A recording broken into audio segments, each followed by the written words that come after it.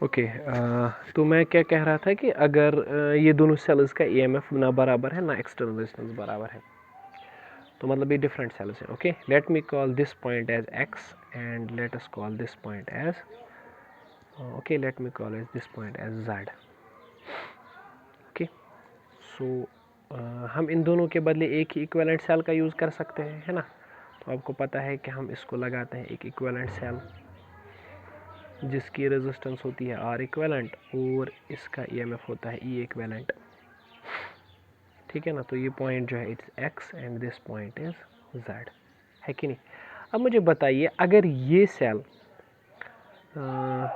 अगर यहाँ से करंट जा रही है आई, है ना, तो टोटल करंट कहाँ से फ्लो होगी. कुछ करंट यहाँ से फ्लो होगी I1 और कुछ करंट यहाँ से फ्लो होगी I2, है ना बेटा. Now total current in circuit कितनी होगी. Main current in circuit, main current in circuit is, okay, it's not cricket, circuit, I1 plus I2. Total current will be I1 plus I2, है ना. ठीक. And मान लेते हैं, लेट अस सपोज कि इन दोनों पॉइंट्स के बीच में, मतलब x और z के बीच में जो पोटेंशियल डिफरेंस है that is v. v is the potential difference. Okay, let me write this assumption. Let v is nothing but it is potential difference between x and z. x और z के बीच में potential difference है v. ठीक है ना. अच्छा ठीक है, मुझे बताइए फॉर द फर्स्ट सेल, जो पहली सेल है उसके लिए आप क्या लिख सकते हो. v is equal to E1 minus IR1, क्योंकि आपको पता है ये चीज़ है ना. सो यहाँ से हम लिख सकते हैं v. Okay, I just need to do one thing. इस I को मैं यहाँ पे लेता हूँ, IR1 यहाँ पे क्या आएगा v और E1 माइनस v. ओके, हमने क्या किया है, इस पार्ट को यहाँ ले गए, ये वहाँ पे. ठीक है, तो I1 किसके बराबर आएगा. ओके, इट्स I1 किसके बराबर आएगा. It will be E1 minus v divided by R1. Okay, let's call it second. Similarly हम कह सकते हैं ना for second cell.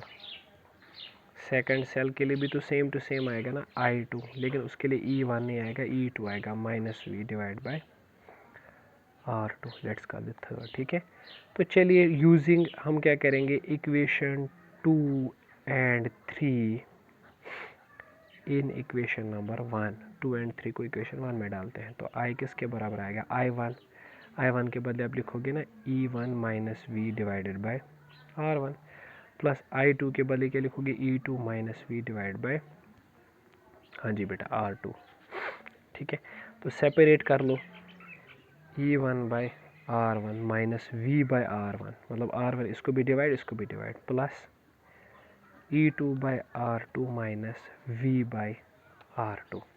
Okay, okay, let me write on this side, है ना. यू विल देन अंडरस्टूड कि इस साइड पे लिखा है. Okay, when I will provide you PDF, तो आप पहले इस पार्ट को कंसिडर करोगे, उसके बाद इस पार्ट को. ठीक है ना. तो करंट I किसके बराबर आएगा, शाबाश.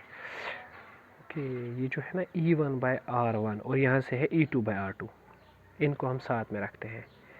E1 by R1 plus E2 by R2. चलिए, तो होगी पहली टर्म. बचा क्या, बचा यहाँ से माइनस V1 बाय R1 और माइनस V2 बाय R2. इसको लिखते हैं minus V1 by R1 minus V by R2.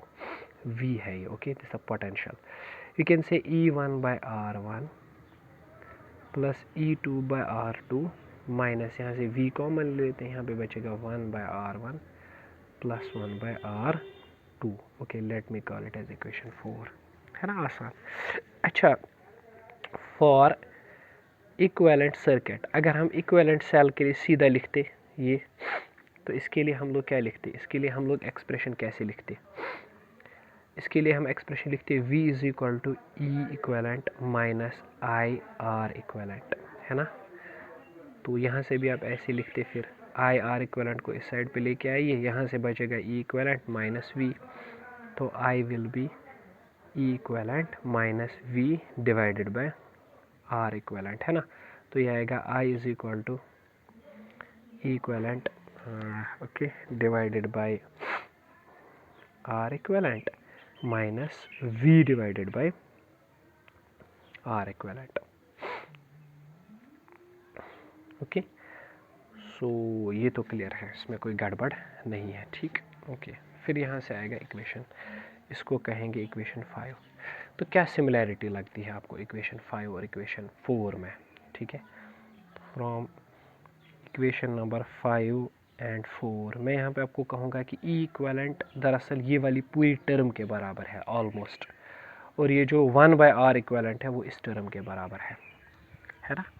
So on comparing, let me write it on other page, तो on comparing what I get, E equivalent is E1/R1 plus E2/R2 and 1/R equivalent is 1/R1 plus 1/R2, है ना, ठीक।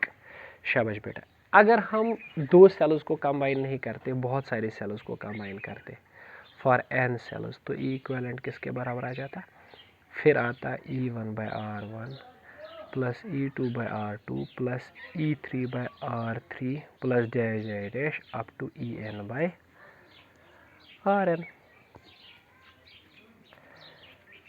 ऐसे आता ना। Okay, और R equivalent किसके बराबर आता, 1/R इक्विवेलेंट, वो आता 1/R1 plus 1/R2 plus 1/R3 plus dash up to 1/Rn, ठीक है। देखिए इसका तो मसला नहीं है क्योंकि ये तो वैसे पैरेलल कॉम्बिनेशन है, तो इसी तरह का कुछ एक्सप्रेशन हमें रेजिस्टेंस के लिए मिलना चाहिए, ठीक है। But what is important, this one,